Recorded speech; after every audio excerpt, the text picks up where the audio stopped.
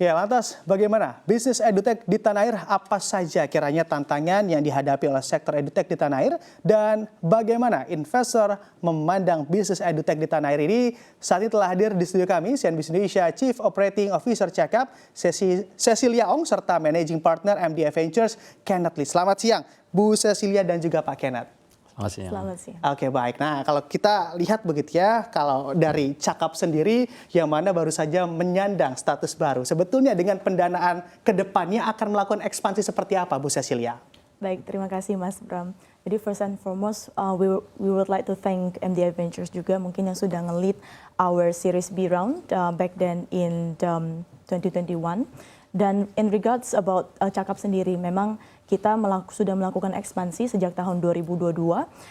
Kita expand dari bahasa tadi, Cakap Language, ke Cakap Upskill. Cakap Upskill ini merupakan produk daripada Cakap yang memberikan layanan ataupun pelatihan skills ataupun technical yang sifatnya vokasi. Mungkin kalau secara Southeast Asia lebih mengenalnya sebagai TVET.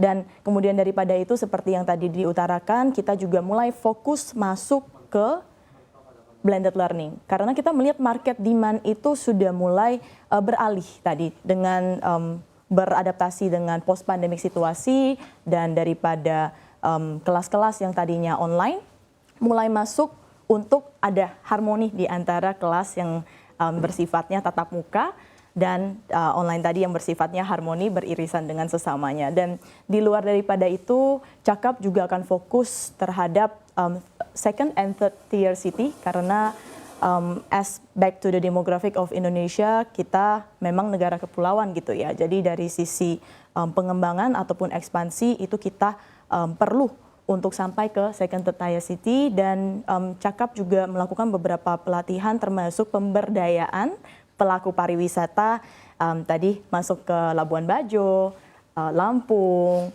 dan beberapa wilayah lainnya. Dan di luar daripada itu, ketiga plan ekspansi ini kita bungkus atau kita wrap up dalam advanced technology. Kita membangun self-paced learning yang bisa mengcover a more mass market dalam sisi pembelajaran tadi. Oke, baik Bu Cecilia, ini menarik andai kita bicara terkait market demand begitu ya, karena memang itu yang harusnya dilihat oleh perusahaan. Sebetulnya andai kita lihat secara data yang dimiliki oleh Cakap, berapa persen pertumbuhannya per tahun dari market demand di edutech ini dan apa juga yang menjadi pembeda dari Cakap dan juga app lainnya? Oh, baik, kalau dilihat dari perkembangan di edutech bisa dibilang karena tadi ya, perkembangan ekosistem pendidikan itu sangat luas. Dan bedain lagi dari lini-lininya, Cakap sendiri mencatat perkembangan sejak tahun 2020 hingga 2022 itu sekitar 10 kali lebih gede, lebih besar dari sisi active student kita.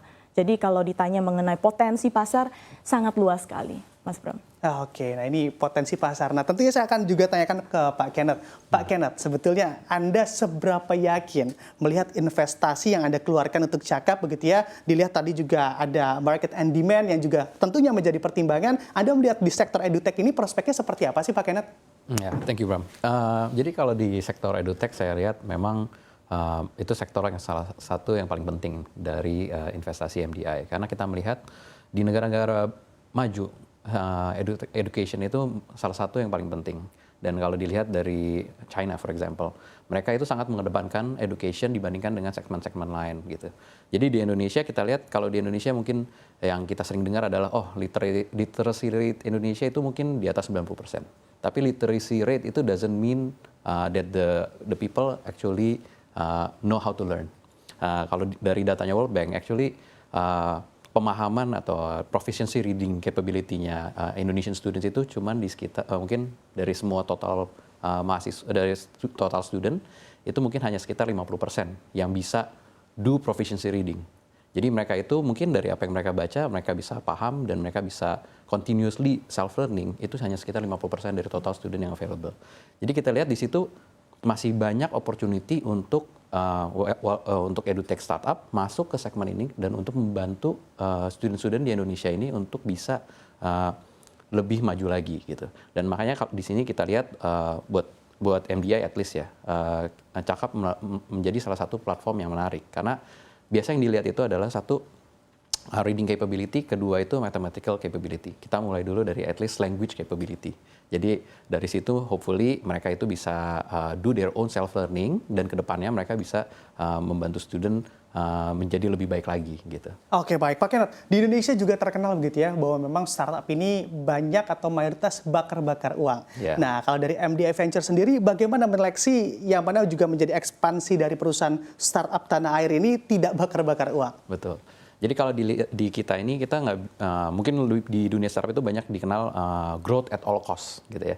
Tapi kalau kita di sini itu growth at reasonable cost. Jadi kalau di MDI kita melihat memang startup seperti Cakap kita lihat memang sudah beberapa tahun terakhir juga meraih EBITDA positif. Di situ yang kita lumayan ketika kita evaluasi memang kita lihat bahwa company-company seperti inilah yang kita cari. Obviously EBITDA positif tanpa growth juga tidak akan menarik buat kita. Jadi kita akan melihat balance antara growth rate yang kita comfortable dan juga let's say apabila masih negatif kita lihat juga level negatifnya seperti apa dan hopefully ya lebih baik kalau misalnya company-nya bisa reach EBITDA positif. Oke, di dalam koridor analisa begitu. Betul, ya dan juga nah ini saya akan kembali ke Bu Cecilia. Kalau kita perhatikan secara fenomena di mana memang untuk startup sangat moncer sekali di awal pandemi dan juga saat pandemi COVID-19. Saat ini WHO juga Anda diamati secara pernyataan bahwa mengatakan pandemi sudah berakhir. Nah, seberapa yakin atau seberapa optimisme Anda startup Anda ini juga akan berperforma cukup baik walaupun tidak di pandemi? Baik, dari sisi tadi COVID ya, COVID bisa dianggap sebagai salah satu katalis dalam mendorong adopsi teknologi di dunia pendidikan sendiri dan kita lihat memang perkembangannya dari before pandemic, adopsi yang sebelumnya menganggap online itu hanya sebagai sebuah alternatif ataupun pilihan, sekarang menjadi sebuah keharusan ataupun daily gitu ya. Yang bahkan tadi yang saya sempat mention adalah harmoni di antara online dan juga offline. Daripada sisi itu kita juga melihat tadi untuk Indonesia merupakan salah satu pemilik sumber daya terbesar, pasar sumber daya manusia terbesar di Southeast Asia, tentunya Indonesia pasti punya pressure untuk terus mengembangkan pekerja terampil. Jadi sampai tahun 2030 mendatang, kita perlu menghasilkan atau memproduksi 113 juta pekerja terampil.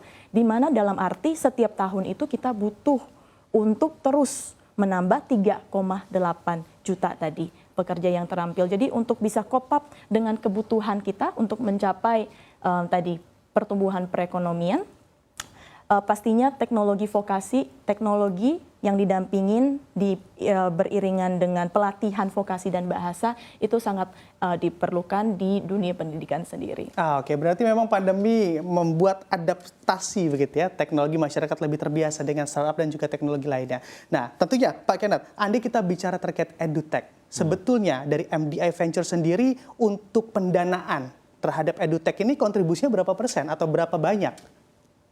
Kita memang sebenarnya untuk edutech ini baru dimulai ketika di awal pandemi sih ya. Jadi memang untuk secara investasi masih belum terlalu banyak, mungkin hanya sekitar ada 3 atau 4 company yang kita invest. Dari total mungkin 80 plus company yang sudah kita invest. Oke, 3 atau 4 company. Di Indonesia Pak Kenneth? Di Indonesia. Oke, berarti memang di tanah air begitu ya? 3 di Indonesia, 1 di luar sebenarnya. Oke. Nah ini semakin menarik dialognya, tapi kita jeda terlebih dulu Pak Kenneth dan juga Bu Cecil. Namun memang kita akan melihat begitu ya seputar naik kelas edutech dorong digitalisasi pendidikan di Republik Indonesia akan kembali sesaat lagi. Tetaplah bersama kami di Profit.